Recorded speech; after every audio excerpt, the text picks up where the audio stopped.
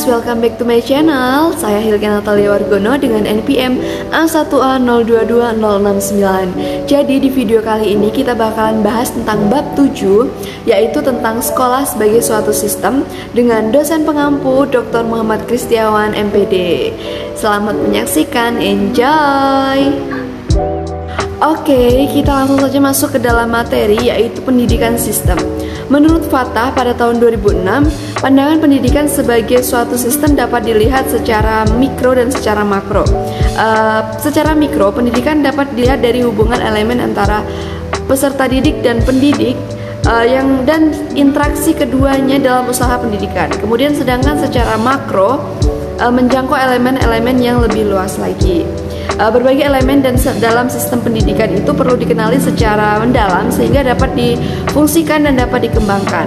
Dari sinilah persoalan pentingnya pengusahaan pendekatan sistem untuk mengkaji masalah-masalah, kelemahan, dan mencapai tujuan secara efektif dan efisien. Kemudian di sini ada bagian pendidikan secara mikro. Yang pertama adalah masukan atau input, kemudian masuk ke dalam proses pendidikan.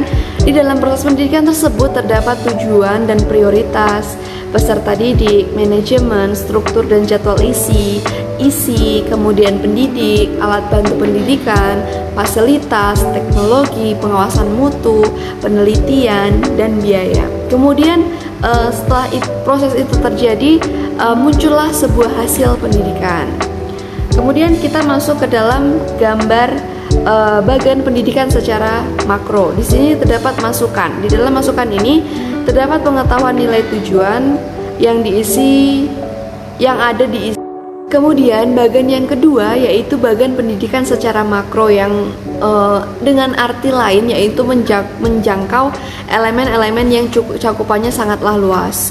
Yang pertama adalah masukan. Pada masukan ini terdapat pengetahuan nilai tujuan-tujuan yang diisi, kemudian kependudukan siswa dan tersedianya pengajar tenaga kerja, kemudian faktor pembiayaan ekonomi, sarana fisik. Kemudian setelah itu terjadi akan ada sistem pendidikan. Kemudian individu itu melakukan sebuah sistem pendidikan, kemudian muncullah hasil. Hasil tersebut yaitu lebih mampu memenuhi kebutuhan individu, pekerjaan, pemimpin, warga, masyarakat, penyumbang. Karena pendidikan mengembangkan pengetahuan, keterampilan, nilai, sikap, motivasi, kreativitas, apresiasi budaya, dan tanggung jawab. Nah, kita masuk ke dalam materi yang kedua, yaitu sekolah sebagai suatu sistem. Sekolah sebagai suatu sistem mencakup beberapa komponen, di mana di antara komponen-komponen tersebut saling terdiri dari beberapa faktor dan komponen satu sama lain saling terkait sehingga membentuk suatu sistem. Pada komponen-komponen di sistem sekolah terdiri atas ada masukan atau input, proses, kemudian keluaran langsung atau output, dan keluaran tidak langsung atau outcome. Kemudian ada beberapa ciri-ciri dalam sebuah sistem, yaitu yang pertama terdiri dari banyak unsur. Kemudian masing-masing unsur memiliki peranan spesifik untuk mendukung fungsi keseluruhan. Kemudian tersusunnya dalam suatu tatanan tertentu. Kemudian antara masing-masing unsur saling mempengaruhi, ketergantungan dan berhubungan serta berkomunikasi. Berproses melakukan transformasi dengan mekanisme tertentu. Kemudian tidak tergiur dari pengaruh lingkungan, mempunyai maksud dan tujuan, memerlukan masukan dari luar ataupun lingkungan memiliki kontrol. Dan yang terakhir adalah mempunyai batas waktu.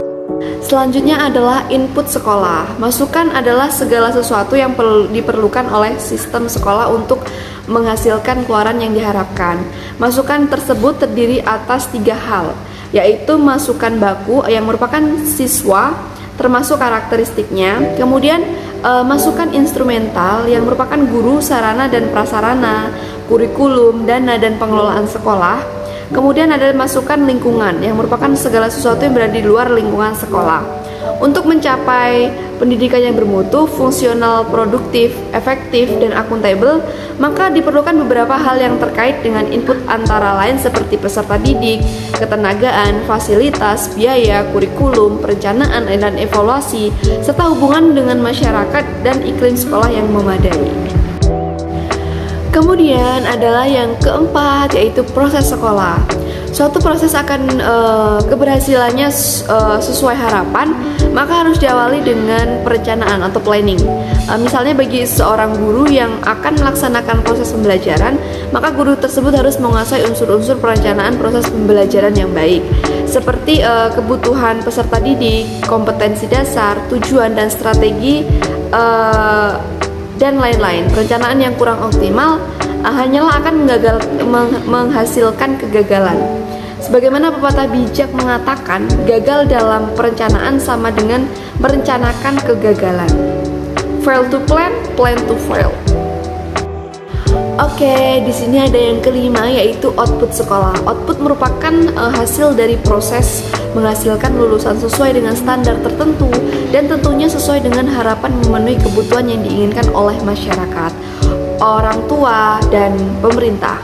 Output pendidikan sebagai suatu sistem dapat dicerminkan dari prestasi mutu lulusan sekolah tersebut. Kemudian, di sini ada outcome sekolah atau materi yang keenam. Outcome merupakan keluaran tidak langsung yang menentukan berhasil atau tidaknya sistem sekolah tersebut. Outcome pendidikan sebagai suatu sistem dapat dicerminkan dari mutu lulusan sekolah, dapat melanjutkan pendidikan ke tingkat yang lebih tinggi, atau dapat bekerja. Oke guys, this time the learning video is finished. Terima kasih buat teman-teman yang udah nonton. Thank you for watching dari awal sampai akhir. Terima kasih juga buat support teman-teman semuanya yang udah subscribe, like, comment, share. Terima kasih banyak. Dan kali ini aku juga bakalan kasih kata-kata buat teman-teman. Semoga kata-kata ini menginspirasi teman-teman. Apapun yang kalian lakukan atau impikan, mulailah keberanian, memiliki kejeniusan, kekuatan, dan keajaiban di dalamnya. Johan Wolfgang van Goethe. Saya Hilka Natalia Wargono pamit undur diri. See you the next video. Bye.